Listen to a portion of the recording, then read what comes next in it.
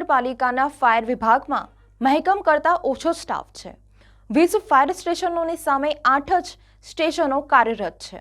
ત્યારે વડોદરા મહાનગરપાલિકા ફાયર વિભાગમાં ભરતી કેમ નથી કરતું તેવા સવાલો સામાજિક કાર્યકર્તા અતુલ ગામેજીએ ઉઠાવ્યા। કોઈપણ કુદરતી કે માનવ સર્જિત આપત્તિ અને ઇમરજન્સી દરમિયાન વ્યક્તિ સૌપ્રથમ ફાયર વિભાગને કોલ કરતો હોય છે। ત્યારે આસપાસ રહેલા ફાયર વિભાગ દ્વારા તાત્કાલિક ઘટના સ્થળે પહોંચી કામગીરી કરવામાં આવતી હોય છે।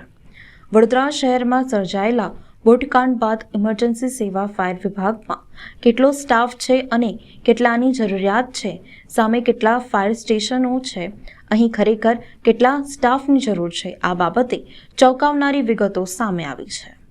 જો કે બોટ દુર્ઘટનામાં ફાયર વિભાગે ખૂબ જ સારી સરાહનીય કામગીરી કરી છે, પરંતુ પાલિકા દ્વારા ભરતી પ્રક્રિયા આવા ઇમરજન્સી વિભાગમાં શા માટે નથી કરવામાં આવતી તે સૌથી મોટો પ્રશ્ન છે। આવા વિભાગમાં મહેકમ પ્રમાણે ભરતી પ્રક્રિયા છેલ્લા કેટલાય સમયથી કરવામાં આવી નથી। ત્યારે સવાલ એ થાય છે કે ખૂબ ઓછા સ્ટાફ સામે મોટી કુદરતી આપત્તિ સમયે કઈ રીતે કાર્ય કરી શકાશે? તમામ આધુનિક સાધન સામગ્રી હશે પણ કોઈ ઓપરેટ કરનાર જ નહીં હોય તો આ સાધનો શું કામ આવશે? ત્યારે વડોદરા શહેરમાં અંદાજિત હાલમાં વસ્તી 20 લાખને પાર પહોંચી છે।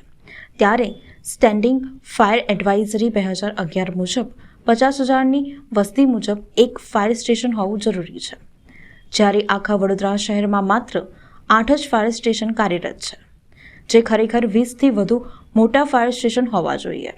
આ બાબતે કોઈપણ અધિકારી કે પદાધિકારી બોલવા તૈયાર નથી।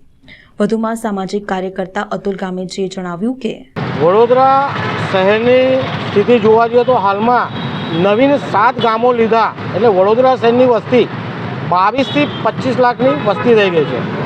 50,000ની વસ્તીએ એક ફાયર સ્ટેશન હોવું જોઈએ।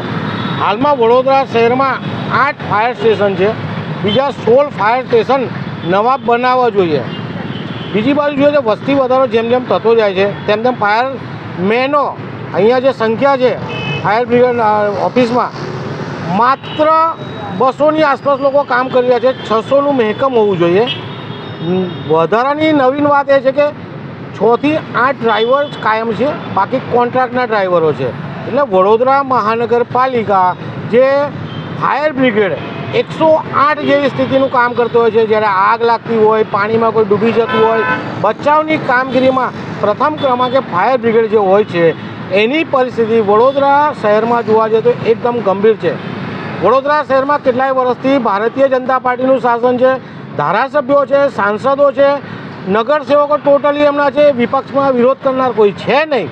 ત્યારે વડોદરા શહેરની અંદર ફાયર સ્ટેશનો બનાવવા જોઈએ, ફાયર મેનો પણ રાખવા જોઈએ અને જે મહેકમ ઓછું છે મહેકમ વધારવું જોઈએ એવી વડોદરા શહેરના તમામ ધારાસભ્યો, સાંસદ અને કમિશનર સાહેબને અમારી માંગ છે।